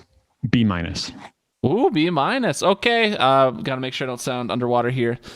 So that is everyone. Shout out to Carmel in the chat who said Dark Knight Rises over just The Dark Knight. We're fighting. So apparently there will also be a Carmel Bears versus Audio Al cage match, it sounds like. But anyways, let's hear what Carmel Bears Fave Five is. Again, this guy has a fucking art degree. He's a big cinema guy. Me and him watch the Oscars together virtually every year. So this guy knows his stuff. But let's see if you think he knows his stuff. Carmel? Hey boys, it's Carmber here with the definitive top 5 action movies of all time list. Starting with number 5, we have the 1959 Alfred Hitchcock masterwork North by Northwest. Just amazing movie, laid the groundwork for the action thrillers that we have today. At number 4, we have Con Air. You have convicts, you have a bunny of its box, you have Nicolas Cage's glorious hair. I mean, name a movie where his hair looks as good as it does in this one. At number 3, we have Mad Max Fury Road, which kind of speaks for itself. It's a 2-hour-long car chase, and it's fucking glorious. At number 2, we have Terminator 2, the best Terminator movie in the entire series. Action holds up, the effects holds up. It's just a great watch all around. And at number 1, we have The Raid 1 and 2, the best action movies to come out in the last 10 years. There you go. That was Carmel. Again, I'm just not an oldie kind of guy. Carmel Bear, I think, is your age. Maybe you're younger than you. His first movie was from 1959, North by Northwest. Carmel Bear, movies weren't even made back then. They didn't have screens in that day and age. They used stone tablets, so easy there, pal. But shout out to the Con Air inclusion. Josh, what do you think about Carmel's list there? I agree that anything before 1991 doesn't exist. So he's made up a lot of movies, it sounds like, but whatever. He can do what he wants. All right, Josh, thank you for your thoughts there. All right, Josh, it's time for you and me. This podcast is already long, but you know what? These people will listen. They're suckers. I'll go through. I think we both have similar, maybe I don't know if we have similar lists, but we both had, just like everyone did, I think we struggled to get down to a Fave Five. Obviously, sometimes we go with really narrow categories. Sometimes we go with really broad categories. This time was a broad one, so it's tough to narrow it down. For myself, for my Fave Five, I took out like heist movies. I took out movies that are more thriller movies. I took out superhero movies like Jeremy did, the action, adventure, sci-fi. So I took out a bunch of those movies to get my Fave Five just so I could get a scope on it. But some of those movies you'll see in my honorable mentions that I'll just fly through.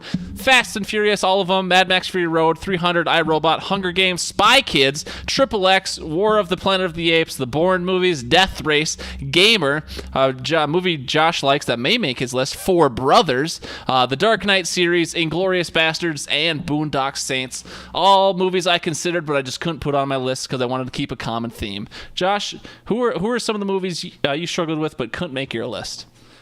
Yeah, so some of the ones that I struggled with, and honestly, if I read these and I add them to my list, it's because I have so many favorite action movies and things like that I'm still debating on picking a top 5, but I'm going to go through and read The Matrix, the Batman trilogy, Kingsman, Avatar. I loved Avatar. Counted,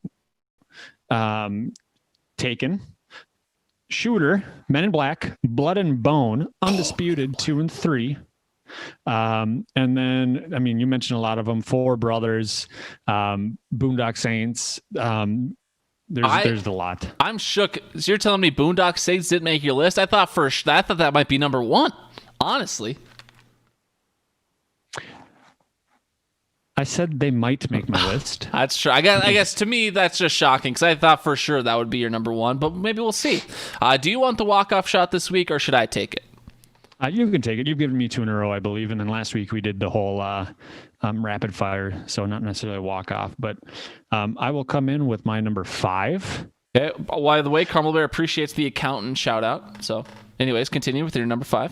Actually, that one almost was my number 5, and the reason it didn't make my top or my Fave 5 is because I've only seen it one time, but it was a great movie. I loved it.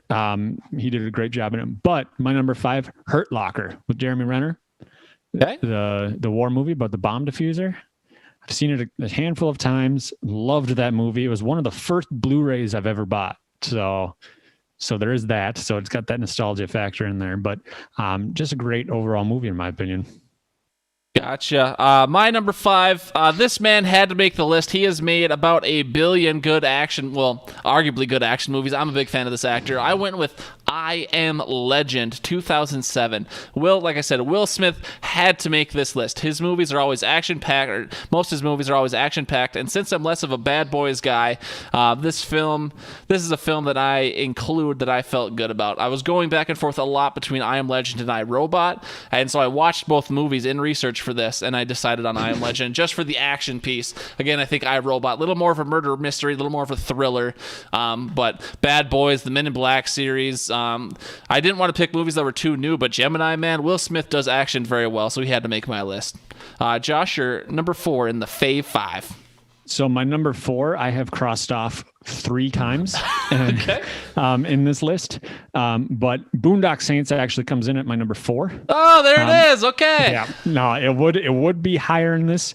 And so just to give you guys an idea, the other 2 that I was toying with, Fight Club and The Matrix. But Boondock Saints had to make my top 5 just because of the number of times I've seen that movie. It might have been higher on my list if they actually followed up with a good Boondock Saints 2. I wasn't a big fan of the sequel, and then they had teased at Boondock Saints 3, but that was 15 years ago, and I'm still waiting on it. Sure. Obviously, I think the movie scene that has made me piss my pants the hardest out of literally any movie I've ever seen is when they're sitting in some guy's house, some guy's apartment, whatever. There's a shotgun lying on a table. There's a cat in the room, okay?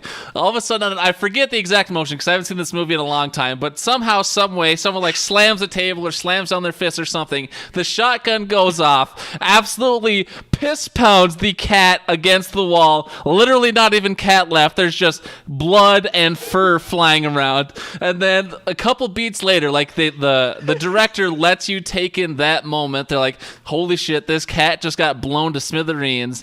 And then a character in the movie goes, is it dead? It's just the best timing, one of the best bits in a movie I've ever seen. Not even a comedy movie, but I've pissed myself every single time I've seen that. Obviously, the gay guys is another great, hilarious bit. But anyways, sorry, yeah. Great Boondock Saints, good movie. My Fave 4 movie, I went with the original live-action, modern-era Transformers movie from 2007. Giant killer robots fighting each other? If that wasn't enough, Shia LaBeouf and 20 out of 10 smoke show Megan Fox. There. That is enough. Great movie. Josh, number 3? Coming in at number 3, I had Gladiator. We've already kind of discussed it on a couple other lists, but gotta love Russell Crowe being a gladiator. I'm actually a really big fan of that era. So like TV shows like Spartacus, that really gets me going. I love those things. So that movie had to make my list. Yeah. So what about you, Gar? What's your number 3? My number 3 is, so this is the most recent movie I was willing to let myself pick. Again, I didn't want to pick movies that were too recent because you don't want that recency bias, but this movie absolutely deserves to be on my list. This is Kingsman from 2015, a fantastic and fun thrill ride through something so British and yet so distinctly not James Bond. Great entertainment, but the action sequences were cranked to 11. I love to see it. I believe they've made 2 more Kingsman movies since then, but if you only see one, make sure you see the original. You will love it. Kingsman 2015, recent movie, holds up. Great film. Agreed. No, that was a tough one to keep off my top 5 as well. Moving on to my number 2, The Bourne Identity. Got to go with the original there. Jason Bourne. Always loved that movie. It's a little bit of a slow burn, but it sets up the remaining movies. Some people might call it a bit of a sci-fi because of some of the things that they do in there, but as far as like chipping and memory reprogramming, that sort of thing, but whatever, it's a great movie. Tons of action, a lot of smart action. I think it's the second one, but he beats a guy up with a magazine. Come on. So I love those movies. Yeah, for action movies, the Bourne movies are great. Spoiler, none of the Bourne movies made my list. If I had to pick one, though, I think it would have been The Ultimatum. Just another great flick. And it's one of the few series, franchises, whatever you want to say, that the sequels are just as good, if not better. And that doesn't happen too often, but I thought The Bourne Ultimatum was the best one of that series for me. My number 2 is, Carmel Bear already talked about it. I just watched this movie a week or two ago, had to make my list. Con Air, 1997. A classic 90s action film that is not something Rambo or Terminator. Something about Nicolas Cage gets me hard, and I'm a fan. Criminals execute a heist, they betray each other, there's some shooting, killing, chasing, and explosions. Add in John Malkovich, Steve Buscemi, John Cusack, Ving Rhames, Danny Trejo, and yes, even Dave Chappelle. You've got yourself an absolute classic of a film. Put the bunny back in the box. Josh, your number 1? My number 1, and just a disclaimer, all of these movies that I've read off and gone through and said could be my number 1 depending on my mood, but at this time it is 300. Oh, I knew that was on your list for sure. It made my list. It was one that, I probably haven't seen it as much as I have, like Blood and Bone, Undisputed, or any of those other movies, but it is a great movie. A lot of quotable moments based on history loosely. But it is one of those, action movies where you sit down and you just know it's going to be a bloodbath and it's always a good time. Once again, falls into that Gladiator era. And so just that era that I really like anyways. So 300, my number 1. Dar, walk us off. Yeah, 300 is a great movie. Couldn't make my list, but fantastic film. All right, my number 1. Someone else had it as their number 1. And so for at least this week, this person is the second smartest person who listens to the pod. From 2005... I've got Mr. and Mrs. Smith. This is the epitome of all action movies ever. Husband and wife, members of rival spy/black ops agencies, put on missions to kill each other. Eventually, throughout the film, spoiler alert, they team up and take down the real bad guys. Vince Vaughn is the perfect comedic relief, as he always is too. And we got all the sex appeal we would ever need with Angelina Jolie. This movie is the best movie that works as a movie and an action movie, so I had to put it in. Great film. I'll admit I haven't seen it in a bit, but I watched this on repeat as a teenager, preteen, whatever. I believe I owned the DVD, so whenever I was bored, this is one of the movies I would put on and just enjoy. So that's it. Those are our Fave Fives, Josh. And so I forgot this last week, and I don't want to get chastised yet again. Next week, the Fave 5 topic is, ladies, you're going to want to contribute. Nikita, I don't believe we've heard from you in the Fave 5. Oh, no, we did once. We heard from Nikita once in the Fave 5. But Nikita, Jamie... Multiple times. She's missed the last few weeks, but... I know for sure she did it once. Could be multiple times. I'm not saying it's not. Just from my poor memory, I remember the ones for sure. Anyways, Nikita, Jamie, anyone else, I don't want any homophobia in here, but Fave 5 next week is hottest actors. So this would be, I don't want to hear about your gender identification. These are dudes, okay? Hottest Fave Five dudes. Channing Tatum, whoever else is going to make your list. We want the Fave Five hottest actors. And so, again, I want to see all the men still contribute. We can all appreciate a man. We can look at a man, and as T would say, he fucks. We can all appreciate what an attractive man looks like, what a hot man looks like. So, Fave 5 hottest actors next week. Josh, do you have any in mind? I do, and it's gonna, I mean, call me what you want, but I'm gonna have a hard time narrowing it down to top 5. I appreciate that. Okay. So, again, no homophobia. I want to see everyone who contributes weekly contribute to that list as well.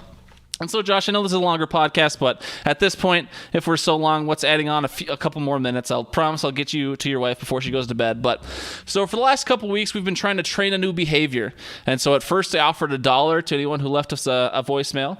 This week, I cranked it up to $2, and we got a couple more submissions. And then if anyone had already done it before, they've still been receiving their $1.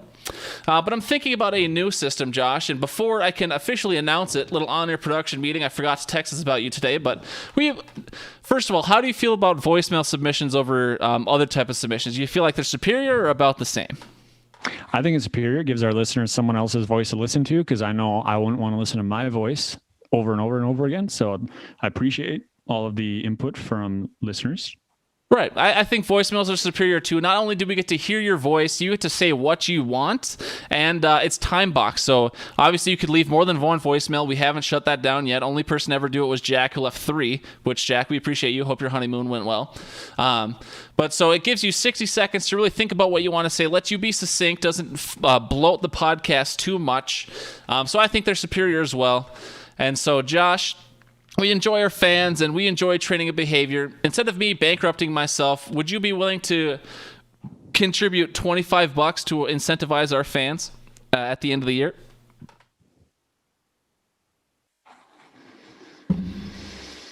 How are we doing financially, Josh? I know. You're doing this on air, huh? Yeah.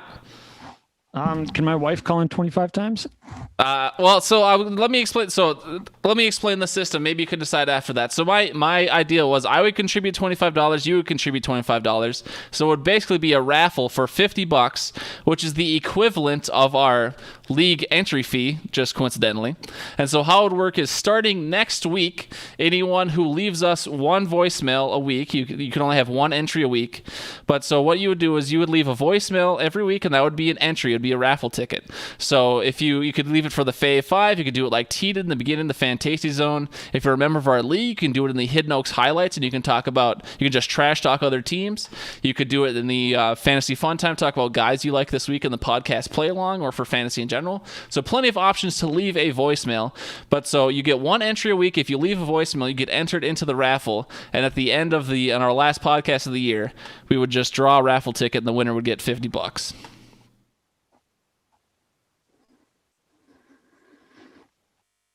Starting now, so we don't go back and... Well, so it would be starting next week, but I will give a bonus entry to anyone who has already contributed, so they get one extra entry, just because they've already been riding with us. Yeah, sure, why not? Woo! We just got Josh to commit $25. That Anoka County salary must be flush with cash. Nikita's as well. Appreciate you. So I'll be putting up $25. And so there will be one other opportunity for a bonus entry, and it'll be if you leave us something like this. Hey guys, this is T, and you're listening to the Hidden Oaks Overdose Football Fix with Gar and Josh. Enjoy the show. And remember, stonks do go up. Or something like this. Jesus. This is Carmel Bear, and you're listening to the Hidden Oaks Overdose Football Fix. So just like they do on Real Radio, if you leave us a little clip of station identification, you can play with it how you want. Obviously, T added a little flair there. So just leave us a voicemail of station identification that will play throughout the show at some point. That'll be another bonus entry into the raffle. So Carmel Bear, T are already in. Not Walters, Audio Al was at the beginning of the show. So 3 bonus entries there already. You only get one for the station identification, but we're going to play those. All the credit in the world goes to Al. He did did that first, I got to admit. But one other raffle bonus entry there if you leave us a station identification thing. So the raffle's on. You got a chance to win $50 by leaving us a voicemail each week. You get one entry, limit one entry per week. At the end of the year, you can get $50 cash Venmoed to you probably, or you can just say you have paid your league fee for next year if you're in our Hidden Oaks redraft league. So that's what we got. Next week, Fave 5 hottest actors. Go ahead, Josh. What about those individuals who are not in our league or in our play along and just listen, like Bishop last week? Yeah, Bishop can. Blake.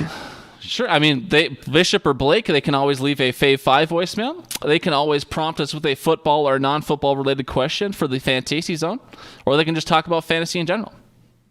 So plenty of there's no shortage of ways to leave us a voicemail or topics. Great. So that's all announced, Josh. It's been a long one, but this is officially our outro. I got to write down this time or I'll hate myself because I have to listen back to it, which is more effort than I want to put in. 6:47 p.m. Yeah, like I said, I'll get you to your wife. Final words. Said I wouldn't mention again, it's election night. Please stay safe out there. Josh wants to get going. I want to get going, but COVID is spiking out of control in Minnesota, so make sure you are wearing your mask, social distancing, all that safe stuff. Stay home when you can. Hidden Oaks Overdose at gmail.com, facebook.com/hoodpod, and now, more emphasis than ever, the anchor.fm/hoodpod. There will be a $50 raffle. Each voicemail will be a entry, limit one per week, starting next week, with a couple bonus entries awarded for various things. Josh, oh, that was a perfect yawn. We'll tell these people to go to sleep. Tell them the Keeters I say hey, and we'll see y'all next week. Love you, bye.